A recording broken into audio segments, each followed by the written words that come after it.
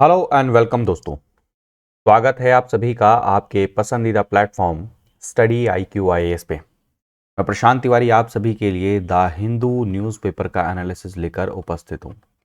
मैं आशा करता हूँ आप सभी अच्छे होंगे, अपना ध्यान रख रहे होंगे और मन लगाकर पढ़ाई भी कर रहे होंगे। दोस्तों आज तारीख है 21 जून और हम करेंगे द हिंदू न्यूज़पेपर का एनालिसिस, जिसमें डिटेल में जितने भी आर्टिकल्स आए हैं उन सभी का हम क्या करने वाले हैं, एनालिसिस करने वाले हैं। तो चलिए शुरू करते हैं। तो दिन की शुरुआत कैसी होनी चाहिए दोस्तों? हमेशा मैं जिसके बारे में बोलता हूं कि आपके दिन की शुरुआत ऐसी होनी चाहिए जो आपको रिवोल्यूशनाइज कर दे, अपने आसपास के माहौल को बदल दे। तो उस माइंडसेट के साथ आपको दिन को शुरू करना चाहिए। तो ये कोट जो मैं लेकर आया हूं, ये कोट का मतलब क्या है? हम किसी भी चीज को अगर अचीव करना चाहते हैं या कोई भी टास्क अपने हाथ में लेते हैं दोस्तों, तो उस टास्क के अंदर बहुत सारे हमारे पास में क्या आते हैं, चैलेंजेस आते हैं। अब दोस्तों कई सारे लोग क्या होते हैं, सिर्फ उस चैलेंज को देखते हैं और कहते हैं नहीं हो पाएगा। लेकिन एक्चुअल में दोस्तों जो चैलेंज है वही आपकी लाइफ को क्या करेगा, चेंज करेगा। फॉर एग्जाम्पल मैं छोटा सा एग्जाम्पल अपना आज का ही देता हूं। रात में 2 बजे के आसपास मैं सोया, क्योंकि आप सभी जानते हैं मैं ट्रेवल कर रहा हूं। 2 बजे के आसपास सोया एंड 4 बजे अलार्म बजा और मैं 4 बजे उठ के आपको, क्योंकि ये 7 बजे आप सेशन जब देख रहे हैं तो इसको मैंने रिकॉर्ड किया है। तो मैंने उससे पहले पढ़ा है, रिकॉर्ड किया है, फिर इसको बाद में उसको अपलोड किया है। यानी कि सोचिए कि मेरे पास में सिर्फ 2 घंटे और ये पिछले 2 दिन से हो रहा है। तो यानी कि मेरे को एक चैलेंज लग रहा है। मॉर्निंग में मैं जब उठता हूँ तो मेरे को ऐसा लगता होगा क्या है, कैसे है, लेकिन मुझे ये पता है कि मैं बहुत सारे बच्चों के, स्टूडेंट की लाइफ में कुछ इम्पैक्ट डाल रहा हूँ, कुछ चेंज कर रहा हूँ। इसलिए मेरे को ये मोटिवेट करता है। ऐसे मैं आपसे ये कहना चाहता हूँ कि ऐसा नहीं है कि कोई भी वर्ल्ड के अंदर में चाहता हो कि वो स्ट्रगल करे। हर कोई चाहता है कि लेजर वाली लाइफ जिए, लग्जरी लाइफ जिए, खुशहाल जिंदगी जिए। बट वहां तक पहुंचने के लिए जो स्ट्रगल करना होता है वो मेजॉरिटी ऑफ स्टूडेंट्स नहीं करना चाहते। जैसे मैं छोटा सा एग्जांपल दूं, आप में से हर कोई लबासना की इमेज जरूर देखते होंगे कि यहाँ जाएंगे ट्रेनिंग में, मसूरी में जाएंगे, स्वप्ना यानी कि हैदराबाद जाएंगे, वहाँ पर IPS की यूनिफॉर्म पहनेंगे, ऐसे करेंगे वैसे करेंगे। बट उस प्रोसेस के अंदर में जो स्ट्रगल है उसको कोई फॉलो नहीं करना चाहता। और यहाँ पर एक और बहुत बड़ी प्रॉब्लम है जिसको मैं आपके साथ आज डिस्कस करना चाहूँगा। एक प्रॉब्लम ये आती है दोस्तों कि मेजॉरिटी ऑफ स्टूडेंट ये सोचते हैं कि एक टाइम कभी ऐसा आएगा जहां पर मैं ये दिखाऊंगा कि मेरा कैरेक्टर क्या है, मैंने कितना स्ट्रगल किया है, वहां पर मैं स्ट्रांगली बिहेव करूंगा। बट ऐसा नहीं होता है दोस्तों।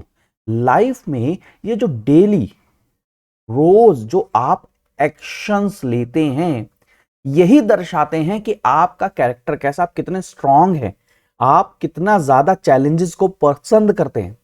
तो प्लीज मैं ये इतना जो मैंने आज टाइम लिया इस चीज में, मैं यही इंश्योर करने के लिए कि आप अपना माइंडसेट प्रिपेयर करिए कि अगर कभी कोई प्रॉब्लम आ रही है तो प्रॉब्लम को प्रॉब्लम की तरह मत देखिए। ऐसा सोचिए कि हाँ ये एक प्रैक्टिस हो रही है बड़े एक प्रॉब्लम के लिए, इसको मैं सॉल्व करूंगा, ये मेरा माइंडसेट, ये मेरा ह्यूमन बिहेवियर बन जाएगा। ठीक है, चलें आगे बढ़े। तो ये हेडलाइंस हैं इंपॉर्टेंट जो जो आज न्यूज़पेपर के अंदर में अवेलेबल हैं। आपको इस न्यूज़पेपर का PDF, द हिंदू न्यूज़पेपर का PDF हो, चाहे इंडियन एक्सप्रेस का, चाहे इस सेशन का PDF, आपको कहाँ मिल जाएगा? प्रशांत तिवारी PDF, ये टेलीग्राम चैनल है दोस्तों, यहाँ पर मिल जाएगा। मैं कोशिश करूंगा कि कमेंट सेक्शन में मैं इस टेलीग्राम चैनल का लिंक भी डाल दूं, तो आप कर लीजिए। बट फिर भी अगर आप प्रशांत तिवारी PDF सर्च करते हैं तो 2 चैनल आ जाएंगे। उन 2 चैनल में से ये यूजर नेम होगा, इसको वाले को ज्वाइन कर लीजिएगा। और एक चीज़ और दोस्तों, कल मैं देख रहा था काफ़ी सारे बच्चे कमेंट कर रहे थे।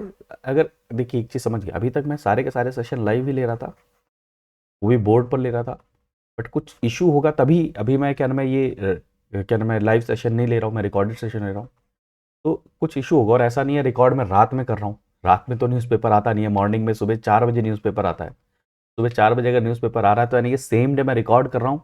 यानी कि यहाँ पर अगर इंटरनेट जहाँ पर मैं हूँ वहाँ पर दरअसल क्या है, इंटरनेट की कनेक्टिविटी इतनी स्ट्रांग नहीं है, तो लाइव सेशन में बफर बहुत ज़्यादा करेगा, बफर करेगा तो फिर सेशन हो नहीं पाएगा। इसलिए दोस्तों मैंने क्या किया, इसको यहाँ पे पहले पढ़ा और उसके बाद में इसको रिकॉर्ड करके फिर आपको अपलोड करने की कोशिश करी। तो ठीक है, ये हेडलाइन है आपके लिए, सारी की सारी अवेलेबल है। तो ये प्रीलिम्स के लिए इंपॉर्टेंट है। सबसे पहले अगर न्यूज़ देखी जाए, पेज नंबर 3 पे था। प्रीलिम्स के अंदर में फैक्ट, एज ए फैक्ट पूछा जा सकता है। और आप में से अगर किसी ने इस बार का भी प्रीलिम्स का पेपर देखा हो या पिछला कोई भी पेपर देखा हो, उसमें देखा होगा कि स्पीशीज के नाम दिए जाते हैं और स्पीशीज के नाम देने के बाद में पूछ लिया जाता है कि ये क्या है। तो प्लीज इस चीज को याद रखिए कि एक रेयर ड्रैगन फ्लाई स्पॉट किया गया है केरल के अंदर में, स्पाइनी हॉर्न टेल, प्लीज याद रखिएगा। कुटियूर फॉरेस्ट के अंदर में स्पॉट किया गया है। दरअसल इसकी खास बात क्या है, ये अभी तक पहली सिर्फ और सिर्फ महाराष्ट्र में ही दिखा था। वैसे ये एंडेमिक है, वेस्टर्न घाट जो हमारा ये है, इसके वेस्टर्न घाट पे एंडेमिक माना जाता है, लेकिन ये पहली बार क्या केरला में भी दिखा है, क्योंकि पहले ये सिर्फ महाराष्ट्र में दिखा था। तो प्लीज मैं ये नहीं कह रहा कि एकदम बिल्कुल तो ये कुटियूर फॉरेस्ट कहाँ पर है, आपको कंफ्यूज कर देंगे कि तमिलनाडु के अंदर में है, कहाँ पर है, तो आपको पता होना चाहिए केरल के अंदर में है। स्पाइनी हॉर्नटेल ये क्या है, क्या है, ये ड्रैगन फ्लाई है। अब आपको कंफ्यूज कर देंगे ये क्या हो सकता है, ये फ्रॉग हो सकता है, ये स्नेक हो सकता है, ऐसे कर करके आपको क्या करेंगे, कंफ्यूजन में डाल देंगे। तो सिर्फ और सिर्फ प्रीलिम्स के लिए फैक्ट के रूप में मैं ये लेकर आया हूँ, क्योंकि यूपीएससी की टेंडेंसी है कि वो क्या करता है, न्यूज़पेपर से जो स्पीशीज के बारे में जानकारी होती है उनको क्या करता है, फ्रेम करता है, और रिसेंटली सीनी न्यूज़ करके वो कहता है ये क्या है, बस वो एनिमल है, बर्ड है, फ्लाई, ड्रैगन फ्लाई है, बटरफ्लाई है, ऐसे करके कंफ्यूज करने की कोशिश करता है। तो प्लीज याद रखिए ये क्या है, ड्रैगन फ्लाई। बस इतना ही है। चलिए अगली न्यूज़ के ऊपर में बढ़ते हैं। अगली न्यूज़ जो है अच्छी न्यूज़ है, इंपॉर्टेंट न्यूज़ है, बट इसका जो कंटेक्स्ट है उसको समझने की कोशिश करिए दोस्तों। ये न्यूज़ ये है, ये आर्टिकल ये है जिसको हमारे जो पूर्व उपराष्ट्रपति हामिद अंसारी जी ने लिखा है, जिसके अंदर में बात कर रहे हैं कि India as a society inclusive होनी चाहिए, डाइवर्स होनी चाहिए। और इन्होंने रिसेंट इंसिडेंट्स के हिसाब से देखने की कोशिश करी कि इंडिया के अंदर में धीरे धीरे एक्सक्लूजनरी पॉलिसी ज़्यादा हो रही हैं, डाइवर्सिटी को ख़त्म करके यूनिफिकेशन की बात की जा रही है, वो चीज़ें हो रही हैं। तो इसके क्या होंगे, कहीं ना कहीं बहुत ज़्यादा नेगेटिव कॉन्सिक्वेंसेस देखने को मिलेंगे, ऐसा कहने में आ रहा है। तो इस आर्टिकल को समझने की कोशिश करिए। ये आर्टिकल एक बैकड्रॉप में लिखा गया है, जो इंसिडेंट्स आपको पता है कि गल्फ कंट्रीज वाला इंसिडेंट चल रहा है। यहाँ पर इन्होंने शुरू यही किया कि पॉलिटिकल पार्टी के स्पोक्स पर्सन ने एक बयान दिया। अब उस बयान के कारण में दोस्तों, पहले शुरू में तो कुछ नहीं हुआ, उसके बाद में क्या हुआ, एक वीक के बाद में जो गल्फ कंट्रीज हैं उन्होंने क्या किया, रिएक्शन करना शुरू किया। अब जब गल्फ कंट्रीज ने रिएक्शन करना शुरू किया तो जो प्रेजेंट गवर्नमेंट है और प्रेजेंट जो गवर्नमेंट की जो पॉलिटिकल पार्टी है, उन्होंने क्या किया, उन स्पोक्स पर्सन को क्या किया, सस्पेंड कर दिया। क्या कर दिया, सस्पेंड कर दिया। तो ये कहना चाह रहे हैं इस पूरे आर्टिकल के अंदर में कि इंडिया एज ए सोसाइटी हमेशा डाइवर्स रही है, और जो नेबरिंग कंट्रीज हैं, अब समझने की कोशिश करिए ये क्या आर्टिकल की है, देखिए, the choice is narrowing the circle और वाइडनिंग।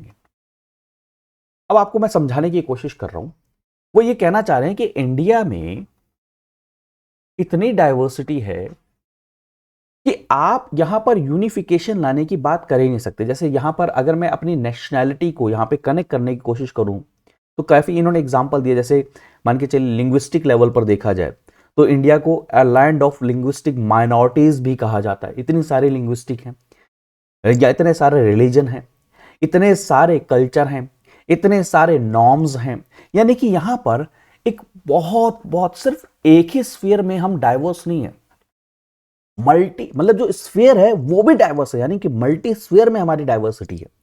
अब उसके कारण में यूनिफिकेशन करना, यूनिफिकेशन की तरफ जाना और एक्सक्लूजनरी पॉलिसी की तरफ जाना, ये कहीं ना कहीं हमारा जो प्रियम्बल है, जो प्रस्तावना है भारत के संविधान की, उसकी जो मूल भावना है उसको क्या कर रहा है, हर्ट कर रहा है। अब समझने की कोशिश करिए, सिर्फ और सिर्फ एग्जाम्पल इन्होंने जो उठाया, जो रिसेंट ये जो इंसिडेंट हुआ इसी से उठाया, और इन्होंने इसको एज ए कंक्लूड किया कि इंडिया के अंदर में एक्सक्लूजनरी पॉलिसी का क्या हो रहा है, प्रचलन चल रहा है। एक्सक्लूजनरी पॉलिसी ज्यादा क्या है, ट्रेंड में है, और इसलिए ये चीजें नहीं होनी चाहिए। अब काफी सारी चीजें करी, जैसे इंडिक वर्सेस नॉन इंडिक। अब कौन इंडिया में पहले से थे, किन्होंने बाद में आकर यहां पर इंडिया में राज किया, किन्होंने आक्रमण किया, इसके कारण से वो इंडिक नहीं है, ये एक हो रहा है। एक डिस्कस चल रहा है क्या, जो मुस्लिम रिलीजन जो है उसके अगेंस्ट में, ऐसे सारी चीजें उन्होंने बोलने की कोशिश करी। ठीक है, तो ये सारी के सारे इंसिडेंट्स इन्होंने एग्जांपल्स दिए और लास्ट में इन्होंने कहा कि ये जो चीजें हो रही हैं ये हमारा जो कॉन्स्टिट्यूशनल प्रिंसिपल है उसका क्या है, वॉलेशन है। क्योंकि कॉन्स्टिट्यूशनल प्रिंसिपल ये कहता है कि एक स्टेट का, एक गवर्नमेंट का, लोगों का काम ये है कि promotion of equality and fraternity, यानी कि लोगों में कैसे इक्वालिटी यानी कि समानता की भावना और फ्रेटर्निटी यानी कि एकता की भावना है। बट रिसेंट इंसिडेंट्स ऐसे कई सारे देखे गए, मैं कह रहा हूं ये आर्टिकल में लिखा है कि यहां पर रादर देन हम क्या में इंक्लूसिव पॉलिसी की जगह पे हम क्या जा रहे हैं, एक्सक्लूजनरी पॉलिसी की तरफ जा रहे हैं। तो सारी की सारी चीजें इन्होंने जिक्र करी हैं।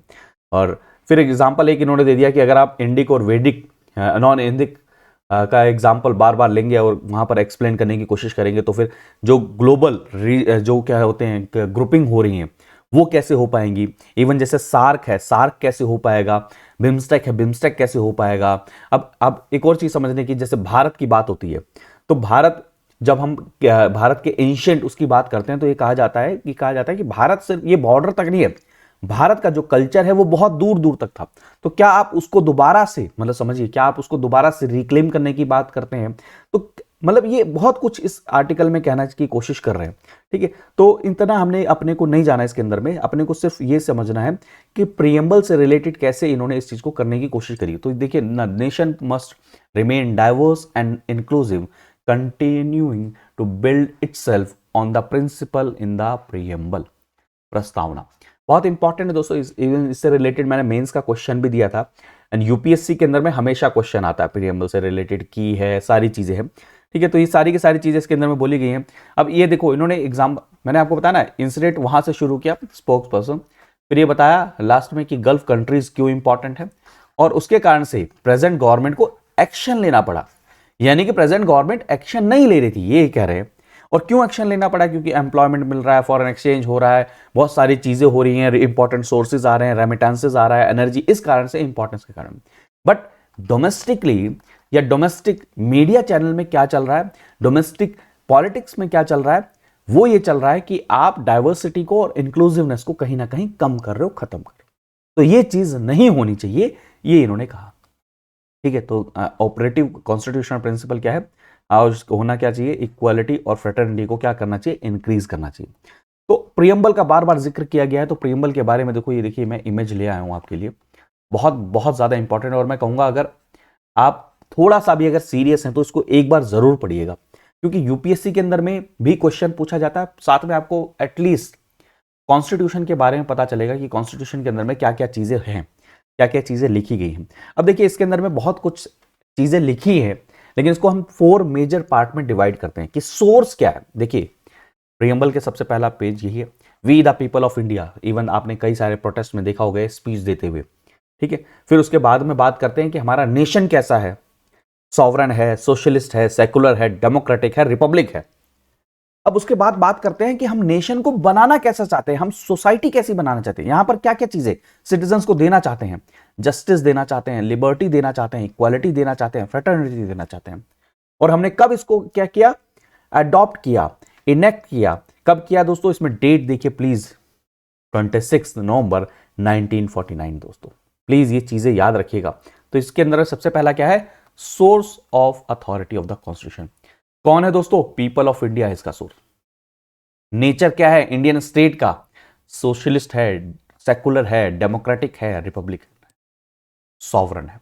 प्लीज ये वर्ड याद रखिएगा, एग्जाम में पूछे जाते हैं। और ऑब्जेक्टिव्स क्या है, हम क्या कोशिश, ऑब्जेक्टिव क्या कर रहे हैं, क्या क्या करना चाहते हैं, लिबर्टी, जस्टिस, इक्वालिटी, फ्रेटर्निटी को हम अचीव करना चाहते हैं, हमारा ऑब्जेक्टिव है। और डेट ऑफ अडॉप्शन तो प्लीज याद रखिएगा, इंपॉर्टेंट है। और कुछ फैक्ट्स और बता रहा हूं दोस्तों प्रियम्बल से रिलेटेड। तो प्लीज सबसे पहली बात तो याद रखिएगा, ये कॉन्स्टिट्यूशन का हिस्सा है। पहली बात तो सबसे फर्स्ट पॉइंट, कॉन्स्टिट्यूशन का हिस्सा है। बेरूवारी केस के अंदर में पहले सुप्रीम कोर्ट ने ये बोला कि ये कॉन्स्टिट्यूशन का हिस्सा नहीं है, लेकिन केशवानंद भारती केस के अंदर में ये बोला कि नहीं, ये कॉन्स्टिट्यूशन का हिस्सा है। First point. दूसरा दोस्तों, प्रियम्बल का अभी तक एक बार ही क्या हुआ, अमेंडमेंट हुआ है, ओनली वन टाइम। ठीक है, कब, 42nd कॉन्स्टिट्यूशन अमेंडमेंट एक्ट 1976। ठीक है, कॉन्स्टिट्यूशन अमेंडमेंट एक्ट 1976।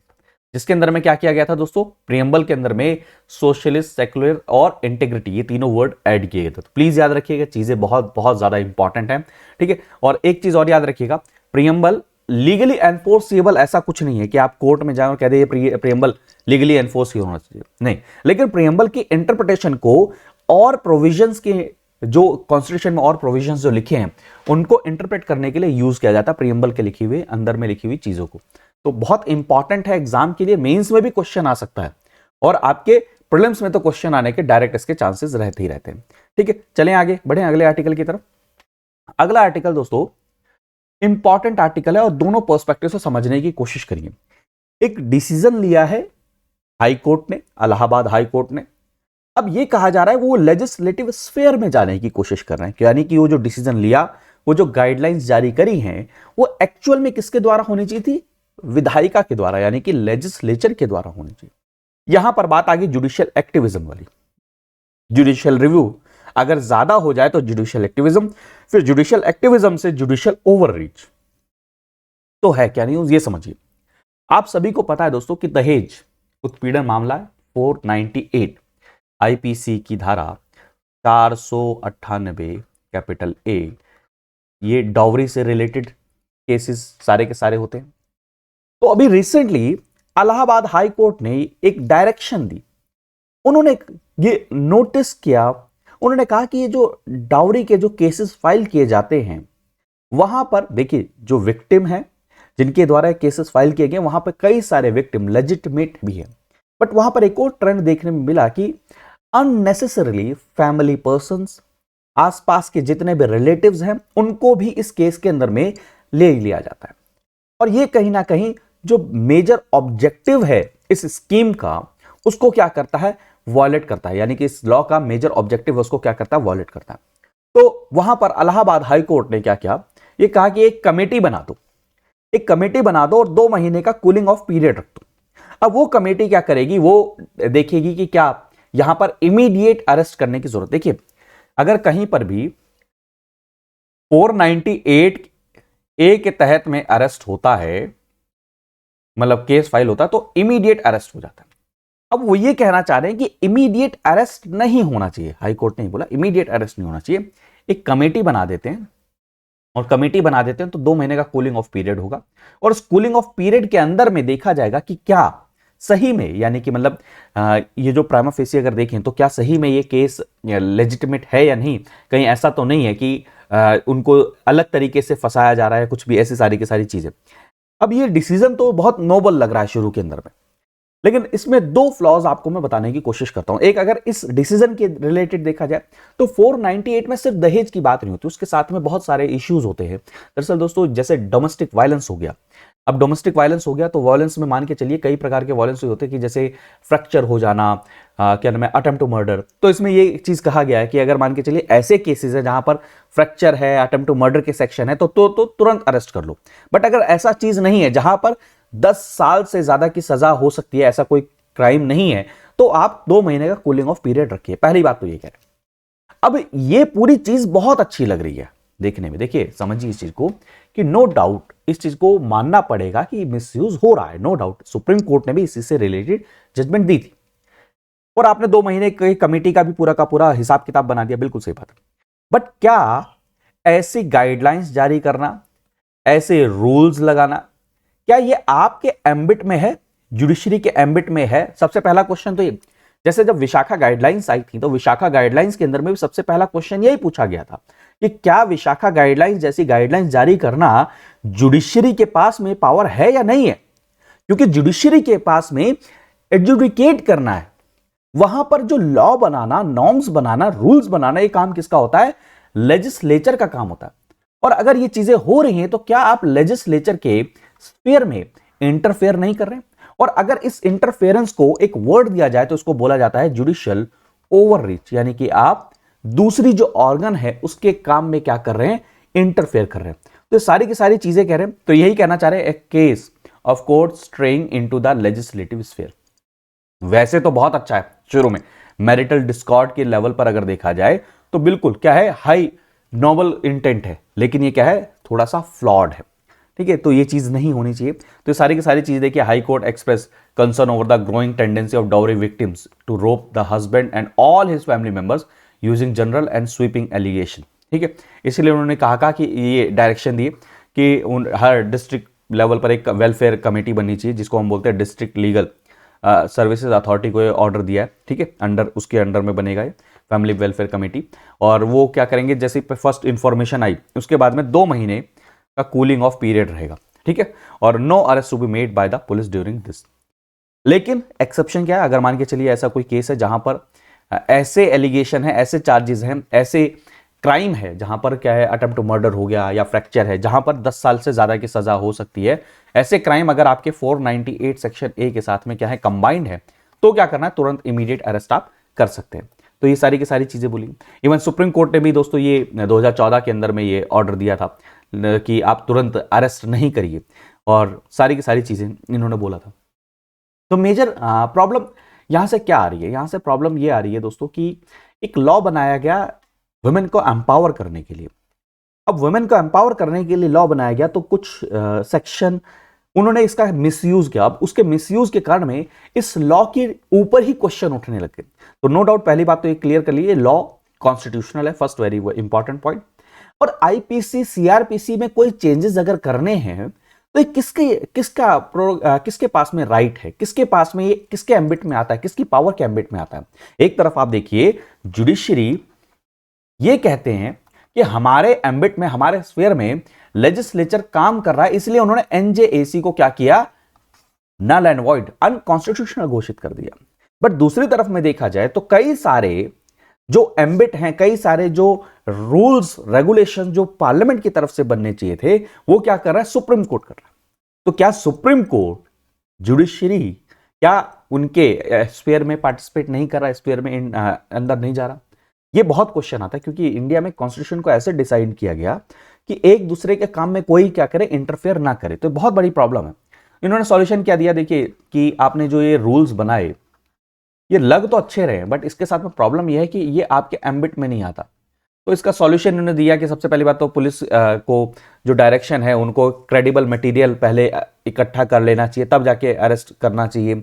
और दूसरा इन्होंने कहा कि क्या है, लेजिस्लेचर को यानी कि पार्लियामेंट को, ना कि जुडिशरी को, पार्लियामेंट को 498 के अंदर में क्या करना चाहिए, कुछ अमेंडमेंट करनी चाहिए और उसको क्या करना चाहिए, बेलेबल बना देना चाहिए। तो ये सारी की सारी चीजें इसके अंदर में जिक्र किया गया। अब दोस्तों देखिए इसके प्रो एंड कॉन समझने की कोशिश करिए। 498 कैपिटल ए, नो डाउट ये वुमेन को एम्पावर कर रहा है,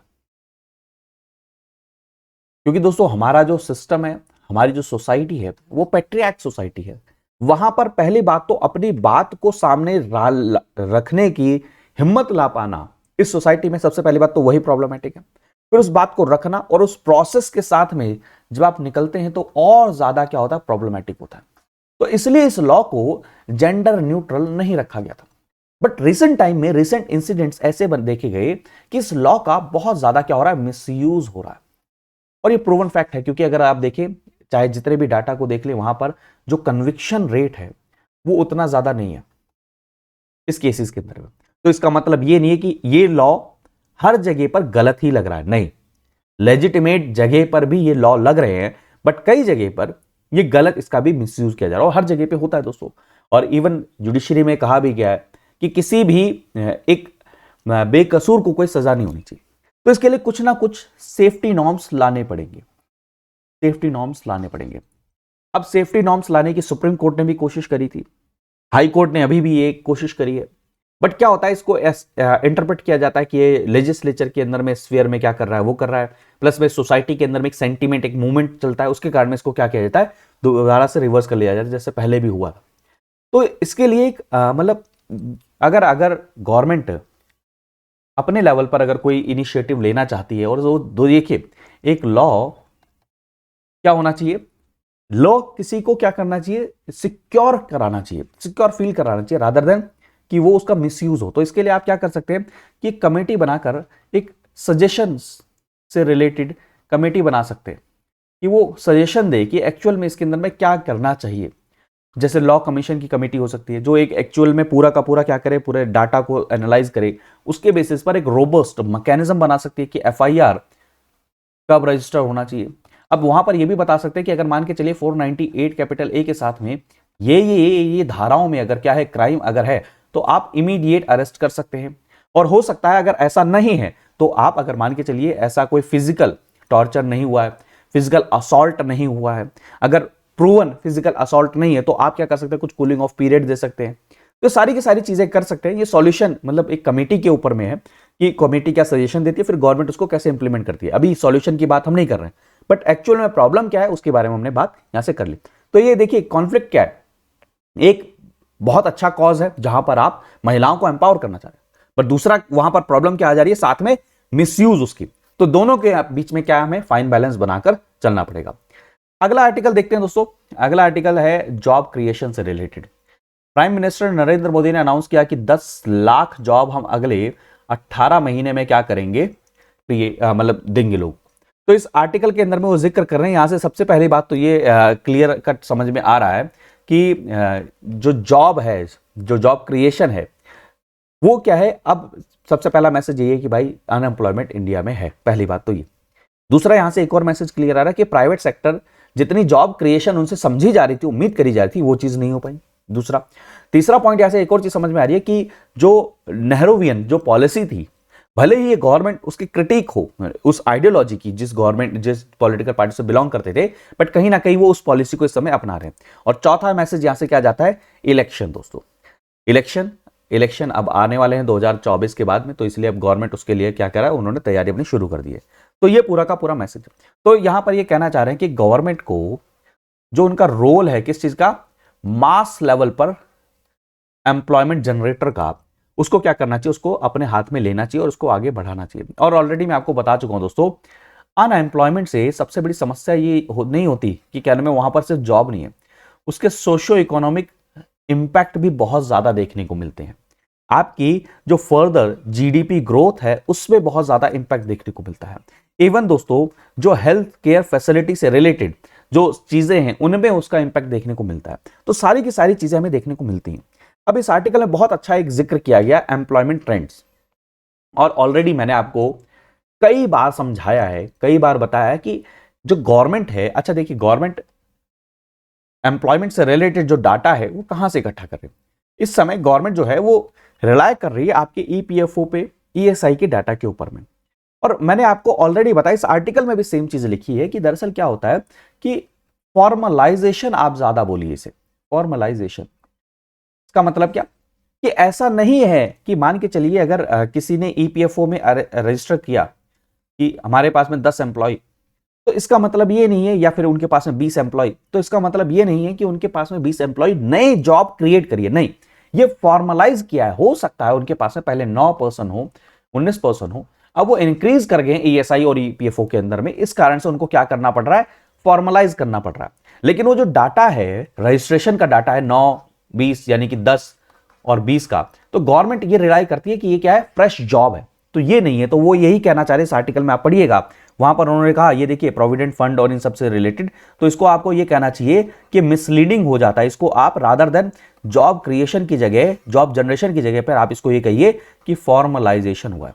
ठीक है, क्लियर है। तो ये सारी की सारी चीजें। दूसरा यहां से एक और चीज समझने की बात है कि जो 10 लाख जॉब निकाली गई है, इसका अगर एनालिसिस देखा जाए तो ऐसा नहीं है कि न्यू जॉब क्रिएट की गई है, ये ऑलरेडी जो वैकेंसी थी वहीं पर ही क्या करी गई है, जॉब क्रिएट की गई है दोस्तों।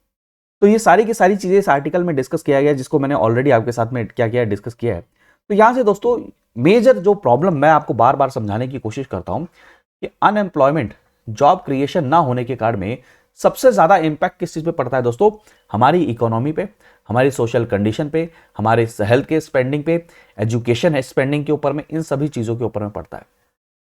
इवन न्यूट्रिशन के ऊपर में भी बहुत ज्यादा इंपैक्ट पड़ता है जॉब ना होने का। और दोस्तों यहां पर दोनों स्फीयर में, यानी कि पब्लिक यानी कि गवर्नमेंट लेवल पर और प्राइवेट दोनों लेवल पर क्या करना पड़ेगा, जॉब क्रिएशन करना पड़ेगा। ऐसा नहीं है कि सारी के सारी जॉब, 131 करोड़ लोग हैं, 131 में से अगर मान के चलिए 70 करोड़ लोग हैं जो जॉब चाह रहे हैं, सबको गवर्नमेंट जॉब मिल जाए, नहीं।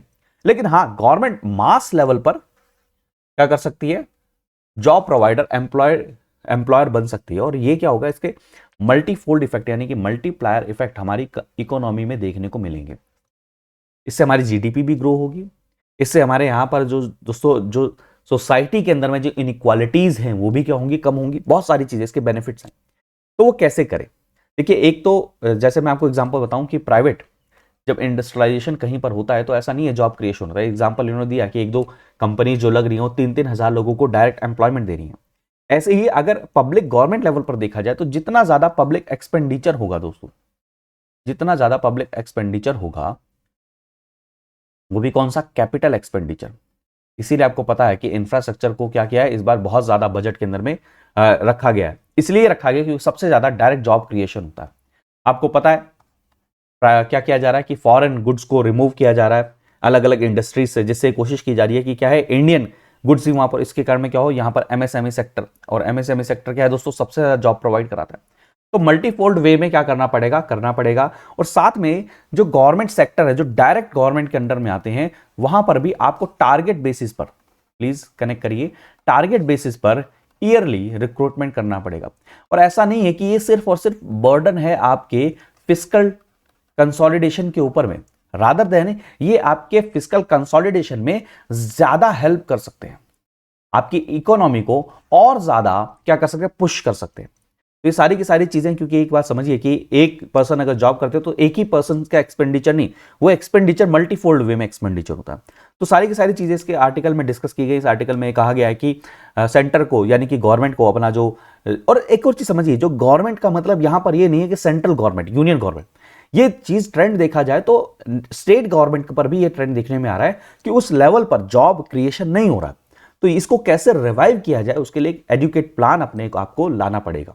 ठीक है, क्योंकि अगर हम टोटली रिलाय कर जाए कि सिर्फ प्राइवेट सेक्टर ही जॉब क्रिएट करेंगे, हर कोई सिर्फ स्टार्टअप करेगा, तो ये भी चीज फीजिबल नहीं है एक इकोनॉमी के लिए। यहां पर आपको एक मिक्स लेकर चलना पड़ेगा, प्राइवेट प्लस पब्लिक दोनों के, तभी जाके ये बहुत बड़ा जो प्रॉब्लम हमारे सामने खड़ी हो रही है इसको हम सॉल्व कर सकते हैं।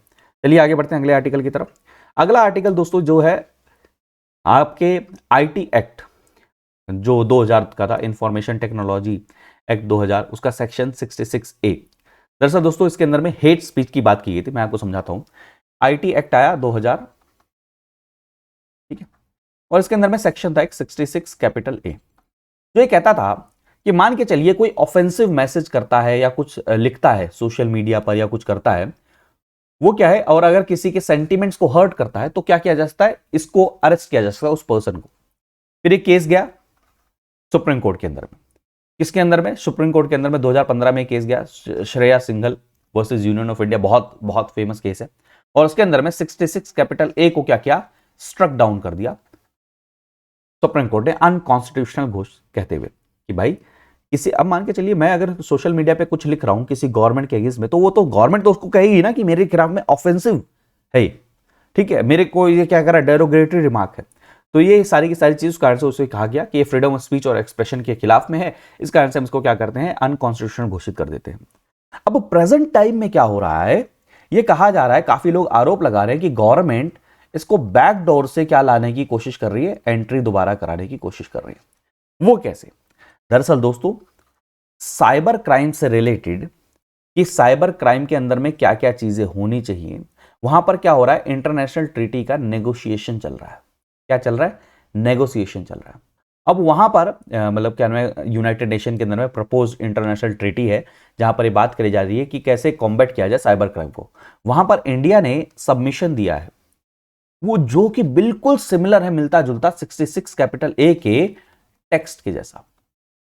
ठीक, और उन्होंने कहा कि आप इस मतलब ये किस चीज को कंटेक्ट करने के लिए कि में आपके जो ऑफेंसिव मैसेज है, ऑफेंसिव स्पीच है, उसको कर्टेल करने के लिए क्या करना चाहिए, हमें इस ट्रीटी के अंदर में इस प्रोविजन को रखना चाहिए। ये इंडिया का सबमिशन है इसके अंदर में। अब ये कहा जा रहा है जो इंडिया ने सबमिशन दिया है ये बैकडोर स्टेप है किस चीज का, इसको इंट्रोड्यूस करने का, जिसको नल एंड वॉइड घोषित कर दिया। तो इस आर्टिकल में ये कहना चाह रहे हैं कि क्या इतना इजी है दोबारा से उसको इंडिया में इंट्रोड्यूस कर देना। तो उसको दोनों एस्पेक्ट से इन्होंने कंसिडर करने की कोशिश करी है। सबसे पहले उन्होंने कहा कि इंटरनेशनल लॉ ट्रीटी के तहत में, क्या इंटरनेशनल लॉ में कोई भी ट्रीटी के अंदर में कोई भी प्रोविजन हो तो क्या बाय डिफॉल्ट किसी कंट्री के अंदर में लागू हो जाता है? तो यहां पर कंट्री का नेचर एक डिपेंड करता है, एक होता है डुअलिस्टिक और एक होता है मोनेस्टिक, ठीक है। तो वहां पर क्या होता है दोस्तों, डुअलिस्टिक के अंदर में ये चीज होती है कि जैसे ही मान के चलिए मतलब मान के चलिए इंटरनेशनल रिलेशन के अंदर में, इंटरनेशनल ट्रीटी के अंदर में कोई लॉ है, कोई प्रोविजन है, आपने उसको साइन किया तो ऑटोमेटिकली वो आपके डोमेस्टिक लॉ के ऊपर में एप्लीकेबल नहीं हो जाता है।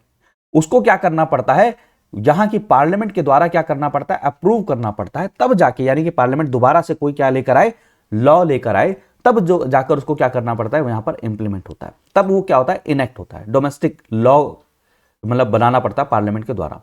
लेकिन अगर दूसरी तरफ में देखा जाए, जहां पर मैंने मोनेस्टिक की बात करी, वहां पर क्या होता है, वहां पर हम बात करते हैं कि जैसे ही इंटरनेशनल लॉ कोई बना, ट्रीटी बनी, वो बाय डिफॉल्ट जैसे ही उस कंट्री ने उसको साइन किया, वो वहां पर क्या हो जाता है, इंप्लीमेंट हो जाता है। तो इंडिया की जो कंट्री है वो डुअलिस्टिक है, तो इंटरनेशनल लॉ में भले ही ये क्या हो जाए, ये प्रोविजन ऐड हो जाए, फिर भी जैसे वो ट्रीटी साइन कर लेगा इंडिया, इसका मतलब ये नहीं है कि बाय डिफॉल्ट वो इंप्लीमेंट हो ही जाएगा, नहीं। उसके लिए क्या करना पड़ेगा, इंडिया के अंदर में क्या लाना पड़ेगा, लॉ लाना पड़ेगा, डोमेस्टिक लॉ लाना पड़ेगा।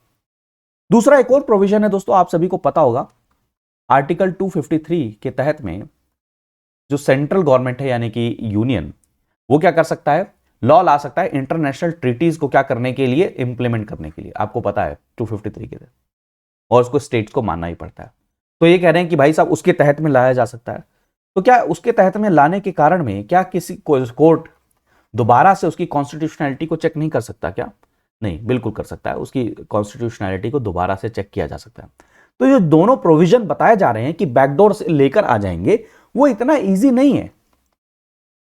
उसके लिए अभी भी बहुत सारे प्रेसिडेंट्स है। पहली बात तो उसका इंप्लीमेंट होना, फर्स्ट पॉइंट, कि इंटरनेशनल लॉ बनते ही वो ऐसा नहीं है कि इंडिया में इंप्लीमेंट हो जाएगा, पहला पॉइंट।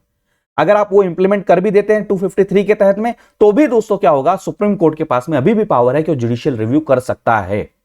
और यहां पर एक कॉन्फ्लिक्ट किसका, इंटरनेशनल लॉ और डोमेस्टिक लॉ का कॉन्फ्लिक्ट आएगा। वहां पर डोमेस्टिक लॉ प्रिवेल करेगा कि इंटरनेशनल लॉ प्रिवेल करेगा, इस पे इंटरप्रिटेशन करेगा कौन, सुप्रीम कोर्ट करेगा। तो इतना इजी नहीं है इसको वापस लाना, ठीक है। तो यहां से मेजर जो आपके लिए प्लीज याद रखिएगा, एक तो प्लीज इस सेक्शन को याद रखिएगा और इस केस को याद रखिएगा, श्रेया सिंघल केस, ठीक है। और दूसरा क्या है, वहां पर इंडिया क्या कर रहा है, सबमिशन कर रहा है कि कैसे कॉम्बैट किया जाए साइबर क्राइम को, और उसके अंदर में सेम ऑलमोस्ट टेक्स्ट है। तो क्या इंटरनेशनल ट्रीटी बाइंडिंग है? पहली बात तो दोस्तों ट्रीटी बाइंडिंग, अब बाइंडिंग का मतलब क्या, कि आपने उसको जैसे साइन किया तो उसको आपको क्या करना पड़ेगा, अपने पार्लियामेंट के अंदर में भी क्या करना पड़ेगा, पास करना पड़ेगा, ठीक है। International law does not become part of domestic legal system unless it is specifically transformed into domestic law by parliament, ठीक है दोस्तों, क्लियर है। और दूसरा क्या है, दूसरा ऑप्शन क्या है गवर्नमेंट के पास में, जो 253 आर्टिकल के तहत में क्या करे, power to make any law for whole और any part of the territory of India for implementing treaty, agreement और कन्वेंशन। मान के चलिए 253 के तहत में पावर है उनके पास में, उन्होंने लॉ बना भी दिया, तो क्या उस लॉ को जुडिशियल रिव्यू नहीं कर सकता? सुप्रीम कोर्ट कर सकता है, उसका अभी भी क्या किया जा सकता है, जुडिशियल रिव्यू किया जा सकता है। तो इस आर्टिकल में वही कहा जा रहा है, प्लीज आप याद रखिएगा उसके, तो उस केस को याद रखिए, 253 आर्टिकल को याद रखिए, और यहां से ये चीज याद रखिएगा, डुअलिस्टिक और मोनेस्टिक, इसका फर्क क्या होता है, दोनों के बीच में डिफरेंस यही है कि एक में बाय डिफॉल्ट जैसे इंटरनेशनल ट्रीटी को आपने साइन किया वो आपके डोमेस्टिक लॉ में इंप्लीमेंट हो जाएगा, और एक में क्या होता है, आपको साइन करने के बाद में आपको उसको पार्लियामेंट से अप्रूवल दिलाना पड़ता है। तो इंडिया में बाय डिफॉल्ट नहीं होगा, ठीक है। तो ये चीज पूरी की पूरी जिक्र किया गया। मतलब आप देखिए कि सिर्फ कॉशियस इतना ज्यादा, मतलब अभी है नहीं, अभी हुआ नहीं, अभी सिर्फ सबमिशन चल रहा है, और वहां से ये पूरा का पूरा माहौल बनने लग गया कि इंडिया में दोबारा से आने जा रहा है। देखा जाएगा अभी जब होता है, और अभी सुप्रीम कोर्ट है, और सुप्रीम कोर्ट ने अगर एक केस में प्रेसिडेंट सेट कर दिया है तो हो सकता है सुप्रीम कोर्ट उसी प्रेसिडेंट को दोबारा से आगे बढ़ाए। तो इतना इजी नहीं रहेगा कि फ्रीडम ऑफ स्पीच और एक्सप्रेशन को इतना इजीली कर्ब कर दिया जाए, ठीक है। आगे देखते हैं आगे वाले आर्टिकल में। तो ये इंपॉर्टेंट है प्रीलिम्स के लिए, क्या है, इंपॉर्टेंट है प्रीलिम्स फैक्ट, डायरेक्ट आपसे सारे के सारे फैक्ट तीनों के तीनों पूछे जा सकते हैं। अगला आर्टिकल देखा जाए दोस्तों, तो अगला आर्टिकल है वुमेन्स की जो बॉडी है, Delhi commission of for women, उन्होंने क्या किया है, बैंक को नोटिस भेजा है, इंडियन बैंक को। और दरअसल बात क्या है, ये कहा गया कि जो वुमेन है, जो 3 महीने की प्रेग्नेंट वुमेन है, उनको इमीडिएट ज्वाइनिंग नहीं दी जाएगी। मान के चलिए उन्होंने एग्जाम क्लियर कर लिया, सारी चीज होगी, और अब उनको ज्वाइनिंग का टाइम है, तो इमीडिएट ज्वाइनिंग नहीं दी जाएगी। ये कहा जाएगा कि अभी वो टेम्पररी क्या है, अनफिट है, क्या है, अनफिट है, इस कारण से अभी उनको हम ज्वाइनिंग नहीं देंगे, उसके बाद में ज्वाइनिंग देंगे जब सारी चीजें प्रोसेस हो जाएगी। तो इस पे विमेन्स बॉडी ने क्या किया, नोटिस भेजा है कि ये डिस्क्रिमिनेटरी है। पहली बात तो आप मेल पर्सन को तुरंत ज्वाइनिंग दे रहे, फीमेल को ज्वाइनिंग नहीं दे रहे, फर्स्ट वेरी पॉइंट, यानी कि आप जेंडर के बेसिस पे क्या कर रहे हैं, डिफरेंस कर रहे हैं, पहला पॉइंट। दूसरा, अगर आप ये चीज करते हैं तो यहां से एक और प्रॉब्लम आती है, वुमेन जो है अपनी सीनियरिटी को मिस करेंगी, जो मैटरनिटी बेनिफिट्स हैं उनको भी क्या किया जाएगा, वो भी मिस करेंगे। कॉन्ट्ररी है, क्योंकि मैटरनिटी बेनिफिट्स जो प्रोवाइड किए जा रहे हैं सोशल सिक्योरिटी कोड के अंदर में 2020 के अंदर में, उसका भी क्या है, वॉयलेशन है। तो प्लीज ये सारी की सारी चीजें बस कनेक्ट करते रहिए, क्योंकि women GS paper 1, GS paper 2 vulnerable section, इन दोनों से रिलेटेड टॉपिक है, तो एग्जाम में आने के बहुत ज्यादा पॉसिबिलिटी रहे। मैंने आपको कई बार समझाया दोस्तों, एक बार मैंने आपको ये बताया था कि बार बार कही जाती है कि मेंस्ट्रुएशन साइकिल के लिए लीव मिलनी चाहिए। कई सारे प्राइवेट कंपनीज ने अलाउ भी कर दिया है, लेकिन आप सब के सब भूल जाते हैं कि ये चीजें क्या करेंगी, जो ऑलरेडी विमेन लेस रिप्रेजेंटेटेड हैं, उनका रिप्रेजेंटेशन नहीं है, बहुत कम हायरिंग हो रही है, उसको और कम कर देगा। क्यों? क्योंकि अभी आप खुद सोचिए, जब एक गवर्नमेंट बैंक या कोई भी बैंक अगर ये कह रहा है कि कह रहा है भाई 3 महीने की प्रेग्नेंट वुमेन अनफिट है टेम्पररी, तो आप सोचिए कि कोई प्राइवेट कंपनी जिसका सिर्फ और सिर्फ मोटिव प्रॉफिट कमाना होता है, वो ये क्यों कहेंगे कि मतलब हर मंथ में 4 दिन की या 3 दिन की लीव आपको पेड लीव दी जाए। और दोस्तों ये ट्रेंड आया, ये ट्रेंड देखने में आया कि जितना ज्यादा, इसीलिए आपको पता होगा कि जब जब बात की जाती है कि भाई आपकी शादी कब हुई, बच्चे कब प्लान कर रहे हैं, सारी चीजें इसीलिए बात पूछी जाती है फॉर्म फिल करते समय पर, ये चेक करने के लिए कि कहीं ऐसा तो नहीं ज्वाइनिंग करते हमें मैटरनिटी बेनिफिट्स देने पड़ जाएं।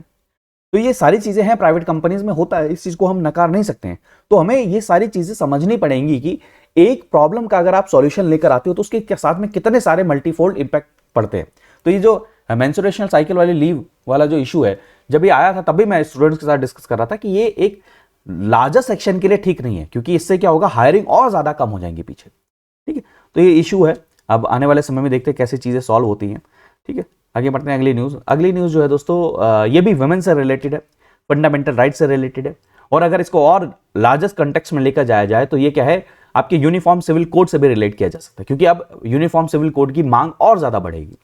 हुआ क्या, एक केस गया तो Punjab and Haryana high court Chandigarh में, जो उन्होंने एक ऑर्डर जारी किया कि जो मुस्लिम पर्सनल लॉ है उसके तहत में ये फिक्स किया जाता है कि 15 साल से ज्यादा किसी की अगर एज है, विमेन की, महिला की, तो शादी कर सकते हैं। अब यहां से प्रॉब्लम यही आ रही है कि इंडिया में वैसे ही कहा जा रहा है कि 18 साल एज कम है, उसको 21 साल कर देना चाहिए, गर्ल्स की, बॉय और गर्ल की 21 साल कर देना चाहिए, लेकिन वहां पर मुस्लिम पर्सनल लॉ के तहत में कितनी, 15 साल। यहां से क्या है, कॉन्फ्लिक्ट। और इसीलिए आपको पता है, मैं आपको फिर कह रहा हूं, इसीलिए अब क्या होगा, इसको आधार बनाकर दोबारा से कहा जाएगा कि क्यों ना एक यूनिफॉर्म सिविल कोड होना चाहिए। दोस्तों क्या होना चाहिए, यूनिफॉर्म सिविल कोड होना चाहिए, जहां पर सभी के लिए इक्वल राइट्स अवेलेबल हो। अब देखिए, जब यहां पर यह बात होगी तो यहां पर एक और इशू आएगा रिलीजन का, कि ये रिलीजियस मैटर है, ये पर्सनल अफेयर है, और स्टेट को इसमें इंटरवीन नहीं करना चाहिए, इसमें इंटरफेयर नहीं करना चाहिए। अब यहां पर अब जुडिशरी को ये चेंज देखना पड़ेगा, ये स्टांस देखना पड़ेगा कि उनको ये चीज समझनी पड़ेगी कि क्या यहां पर fundamental right as a women की बात हो रही है, या fundamental right as a religious. इसके बीच में क्या करना पड़ेगा, फाइन बैलेंस बनाना पड़ेगा। विमेन की अगर बात करें तो उनके, आप सभी को पता है दोस्तों, अगर गवर्नमेंट ने डिसीजन लिया, गवर्नमेंट इस पे बात कर रही है, मल्टी स्टेक होल्डर्स पे बात कर रहे हैं कि 18 साल से 21 साल एज कर देनी चाहिए, तो यानी कि कम एज में शादी होने के कई सारे कॉन्सिक्वेंसेस देखने को मिले, एज सारी चीजों से रिलेटेड। और दूसरी तरफ में अगर 15 ईयर्स अलाउ कर रहे हैं तो सेम चीज यहां पर भी एप्लीकेबल हो रही है। तो यहां पर यह चीज समझनी पड़ेगी, क्या विमेन की हेल्थ, विमेन का right, equality, right to equality, सारी चीजें हमें देखनी पड़ेंगी। और दूसरी तरफ में आर्टिकल 25, 26 रिलीजन से रिलेटेड राइट, हर किसी को अपने रिलीजन को प्रैक्टिस करने का क्या है, पूरा अधिकार है। तो इन दोनों के बीच में फाइन बैलेंस कैसे बनाया जाएगा, क्योंकि मैं आपको अभी बता रहा हूं कि ये इशू अब सुप्रीम कोर्ट में जाएगा, जहां पर यह कहा जाएगा कि एक तरफ एक सेक्शन ऑफ कंट्री के लिए आप एज बढ़ा रहे हैं कहते हुए कि हेल्थ इश्यूज है, और दूसरी तरफ में अगर कहीं पर यह हो रहा है कि 15 साल की ईयर तक की से ऊपर की लड़की अगर शादी कर सकती हैं, तो ये क्या डिस्क्रिमिनेटरी प्रोविजन नहीं है। देखिए, मैं ये नहीं कह रहा कि ये डिस्क्रिमिनेटरी प्रोविजन है, ये केस इस आधार पे जाएगा, और इस केस पे जाने के कारण में अब सुप्रीम कोर्ट के डिसाइड करना पड़ेगा क्या, कि ये विमेन से रिलेटेड इशू है या रिलीजन से रिलेटेड इशू है। और जब ये इशू जाएगा तो देखिएगा यूनिफॉर्म सिविल कोड बार बार जिसकी बार बार जिक्र किया जाता है, जो हमारे डीपीएसपी में मेंशन है आर्टिकल 44 के अंदर में, उसका बार बार यहां पर जिक्र होगा। तो प्लीज कनेक्ट करके रखिए, मैं आपको सिर्फ अवेयर कर रहा हूं कि चीजें कैसी चलेंगी आने वाले टाइम के लिए, कैसे एक डिसीजन कैसे आने वाले समय में क्या कर सकता है, दूसरी चीजों को चेंज ला सकता है, तो देखना पड़ेगा। अगला आर्टिकल दोस्तों जो है India faces near term challenges. आप सभी जानते हैं दोस्तों कि धीरे धीरे वर्ल्ड के अंदर में इन्फ्लेशन बढ़ रहा है, बहुत ज्यादा इन्फ्लेशन बढ़ रहा है। कोविड के कारण में जो रेवेन्यू होना चाहिए था वो नहीं हो रहा है, सारी प्रॉब्लम। तो वहां पर फाइनेंस मिनिस्टर जी ने अभी एक प्रेस ब्रीफिंग चल रही थी, वहां पर उन्होंने कुछ बयान दिए। उन्होंने सबसे पहली बात तो ये बोली कि जो इंडिया के पास में नियर टर्म जो थ्रेट है वो बहुत सारी प्रॉब्लम्स है। जैसे मान के चलिए फिस्कल डेफिसिट। फिस्कल डेफिसिट का मतलब क्या दोस्तों, अब गवर्नमेंट का खर्चा एक्सपेंडिचर क्या है, बहुत ज्यादा हो रहा है। अब एक्सपेंडिचर ज्यादा हो रहा है, इसके कारण फिस्कल डेफिसिट हो रहा है। अब फिस्कल डेफिसिट अगर हो रहा है तो उसको क्या लेना पड़ेगा, डेट, उधार। और ये कहीं ना कहीं सही नहीं है, पहला तो सबसे बड़ा। दूसरा चैलेंज ये कि इन्फ्लेशन एंड ग्रोथ दोनों को कैसे मैनेज किया जाए। अब प्रॉब्लम यही आ रही है कि आरबीआई अब इन्फ्लेशन को टैकल करने की कोशिश कर रहा है। अब इन्फ्लेशन को टैकल करने के लिए वो क्या कर रहे हैं, मनी सप्लाई को कम कर रहे हैं। अब मनी सप्लाई को कम करने के लिए उन्होंने क्या किया, रेपो रेट को क्या किया है, इंक्रीज कर दिया है। अब रेपो रेट इंक्रीज किया यानी कि जो इंटरेस्ट रेट होता है जिस पे लोन मिलता है वो क्या हो गया, इंक्रीज हो गए। यानी कि अब लोन लेने की जो टेंडेंसी है वो क्या होगी, कम होगी। इसके कारण में दोस्तों इन्वेस्टमेंट कब होगा, एक्सपेंडिचर भी कम होगा। अब ये चीज अगर कम होगी तो जॉब क्रिएशन कब होगी, जॉब क्रिएशन अगर कम होगी दोस्तों तो क्या होगा, डिमांड कम होगी। अब डिमांड कम होगी तो फ्रेश इन्वेस्टमेंट भी कम होगी। इसके कारण में क्या होगा, इकोनॉमिक ग्रोथ क्या करेगी, हर्ट करेगी। तो ये दोनों के बीच में अब किसको चुने गवर्नमेंट, किसकी तरफ जाए, क्योंकि इन्फ्लेशन, नो डाउट इन्फ्लेशन बहुत ज्यादा हो रहा है। इसी को खत्म करने के लिए क्या क्या, एक्साइज ड्यूटी कम किए गए, काटे गए। अब एक्साइज ड्यूटी काटा यानी कि रेवेन्यू अपना कम कर रहे हैं। अब रेवेन्यू कम कर रहे हैं, इधर खर्चा ज्यादा हो रहा है दोस्तों, तो ये क्या हो रहा है, ये फिस्कल डेफिसिट और ज्यादा बढ़ा रहा है। इंपोर्ट बिल आपका बढ़ रहा है। अब इंपोर्ट बिल बढ़ने के साथ साथ में एक और प्रॉब्लम हो रही है, क्या हो रही है, आपकी जो करेंसी है वो क्या हो रही है, डेप्रिशिएट कर रही है। अब करेंसी जितना ज्यादा डेप्रिशिएट करेगी उतना ज्यादा और इंपोर्ट बिल बढ़ता जाएगा और ये साइकिल बनता जाएगा। तो इस कारण से ये सारी चीजें क्या है, ये इमीडिएट लेवल पर क्या है, ये बहुत बड़ी प्रॉब्लम है। और फाइनेंस मिनिस्टर ने कहा कि फिर भी हम वर्ल्ड के मुकाबले में अगर देखा है, जो वर्ल्ड में सारी की सारी कंट्रीज के पास में जो प्रॉब्लम है उनसे फिर भी हम बेटर सिचुएशन में है कि इसको हम क्या कर सकते हैं, सॉल्व कर सकते हैं। बट प्लीज दोस्तों इसको कनेक्ट करके रखिए कि आने वाले समय में ये बैलेंस देखना पड़ेगा कि कैसे बनाया जा रहा है, कि ग्रोथ को कैसे। अब देखिए इन्फ्लेशन के कंट्रोल करते करते ग्रोथ हो सकता है जीडीपी धीरे धीरे कम भी होने लग जाए। अब अगर ये चीज होगी तो कैसे इसके दोबारा क्या दूसरा साइकिल करेंगे। अब यहां पर ये एक और चीज समझिए, गवर्नमेंट ने अभी स्टेटमेंट में एक और चीज बोली कि हमें क्या करना पड़ेगा, जो हमारा एक्सपेंडिचर है, पब्लिक एक्सपेंडिचर, हमें यह इंश्योर करना पड़ेगा कि मैक्सिमम जो एक्सपेंडिचर हो क्या हो, कैपिटल एक्सपेंडिचर हो। वो नॉन कैपेक्स यानी कि नॉन कैपिटल एक्सपेंडिचर पे जो हमारा खर्चा होता है वो कम हो। अब नॉन कैपिटल एक्सपेंडिचर, सैलरी देना, पेंशन देना, ये सब चीजें क्या है, नॉन कैपिटल एक्सपेंडिचर है। सब्सिडीज देना, इनको भी अब क्या किया जाएगा, रैशनलाइज किया जाएगा। मैक्सिमम फोकस किया जा रहा है कि कैपिटल एक्सपेंडिचर को बढ़ाया जाए। तो ये सारी की सारी चीजें हैं, इंपॉर्टेंट है एग्जाम पर्सपेक्टिव से। प्लीज इस ट्रेंड को समझते रहिए, कनेक्ट करते रहिए। बाकी ऐसा नहीं है कि इसको पूरा का पूरा फैक्ट रटिए। मैं आपको बताने की कोशिश करूं कि इन्फ्लेशन बढ़ रहा है, इन्फ्लेशन बढ़ रहा है तो उसके कारण में क्या है, इन्फ्लेशन को कंट्रोल करने के लिए आरबीआई ने एक्शन ले लिया। अब ग्रोथ को वो हिंडर करेगा। उधर दूसरी तरफ में देखा इंपोर्ट बिल बढ़ रहा है ऑयल के प्राइसेस के कारण में। उधर देखा जाए फिस्कल डेफिसिट बढ़ रहा है, क्योंकि फिस्कल डेफिसिट ये है क्योंकि रेवेन्यू ऑलरेडी कम है कोविड के कारण में। अब रेवेन्यू और कम होगा क्योंकि आपने एक्साइज ड्यूटी कम कर दी है, लेकिन जो खर्चा वो धीरे धीरे बढ़ रहा है, तो इसके कारण फिस्कल डेफिसिट और बढ़ता जाएगा। तो सारी चीजें मिलाकर क्या है, एक मैक्रो लेवल पर अगर देखा जाए तो हमारी इकोनॉमी के लिए क्या है, अभी चिंताजनक है। लेकिन ये नियर टर्म में, लेकिन उसके बाद में फिर उन्होंने बोला कि नहीं, फिर भी हम इसको बेटर क्या कर सकते हैं, सॉल्व कर सकते हैं, बेटर पोजीशन के अंदर में हम हैं दोस्तों। ठीक है, तो सारी की सारी चीजें हमने यहाँ पर आज आपके साथ में यहाँ पर डिस्कस कर ली।